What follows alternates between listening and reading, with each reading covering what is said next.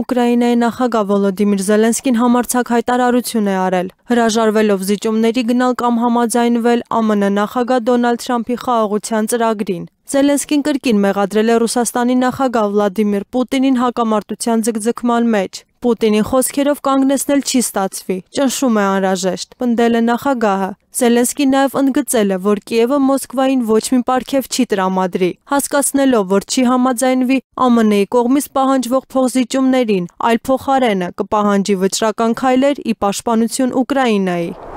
Լուվրի թանգարանը թալանվել է 7 րոպեում, հայտարարել է Ֆրանսիայի ներքին գործերի նախարար Լորան Նունյեսը։ Նրա խոսքերն են փոխանցում տեղական ԶԼՄ-ները։ Դեպքը տեղի ունեցել վաղ առավոտյան, թանգարանը բացելու ժամանակ։ Նրա խոսքով գողացել են անգին զարդեր։ Փարիզի նախկին ոստիկանության պրեֆեկտը իր հերթին հավելել է, որ դա ակնհայտորեն մի խումբ է եղել, որը նախապես ուսումնասիրել է իրադրությունը։ Գողերը ենթադրաբար թանգարան են մտել Սենգետի կողմից, բեռնատար վերելակով բարձրացել են, կոտրել պատուհանները և մտել հավաքածուն պարունակող սենյակ։ Զինված անձինք նախնական տեղեկություններով գողացել են Նապոլեոնի և կայսրուհի Ժոզեֆինայի հավաքածուից զարդեր, վզնոց, կրծքազարդ և թագ։ Հայտնի է, որ գողացված զարդերից մեկը հայտնաբերվել է թանգարանի մոտակայքում։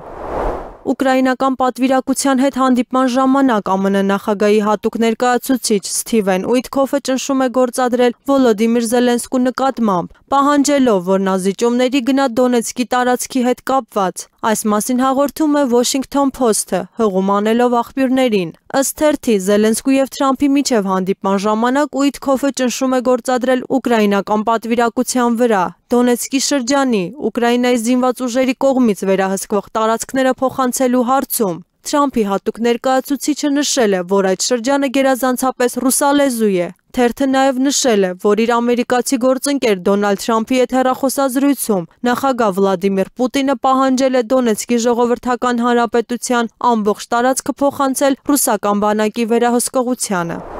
Թուրքիայում սպանվել է Ռուսաստանի քաղաքացի և Դաղստանի բնակիչ Աբաքար Աբակարովը, որին Ռուսաստանի իրավապահ մարմինները համարում են Մախաչկալայի օդանավակայանում 2023 թվականի հոկտեմբերին տեղի ունեցած հակասեմական անկարգությունների կազմակերպիչներից մեկը։ Հաղորդվում է 2023 թվականից նա գտնվել է դաշնային հետախուզման մեջ, այդ թվում Դաղստանի Ույտաշ օդանավակայանում զանգվածային անկարգություններ կազմակերպելու մեղադրանքով։ Աբակարովի դին հայտնաբերել են վարձակալված վիլայում, Էյուբ Սուլթան շրջանում, որտեղ նա ապրում էր վերջին մի քանի օրերին։ Մաքրուհին նրան գտել է հյուրասենյակում առանց կյանքի նշանների, արյան մեջ։ Մահվան պատճառը այժմ պարզված չէ։ Տունը, որտեղ նա ապրել է, վարձակալվել է հոկտեմբերի 6-ին, իսկ հոկտեմբերի 7-ին տեսախցիկներում երևում է, թե ինչպես է այնտեղ զոհի հետ միասին մտել առայժմ անձը չպարզված մի տղամարդ, դուրս է եկել արդեն 2 պայուսակներով։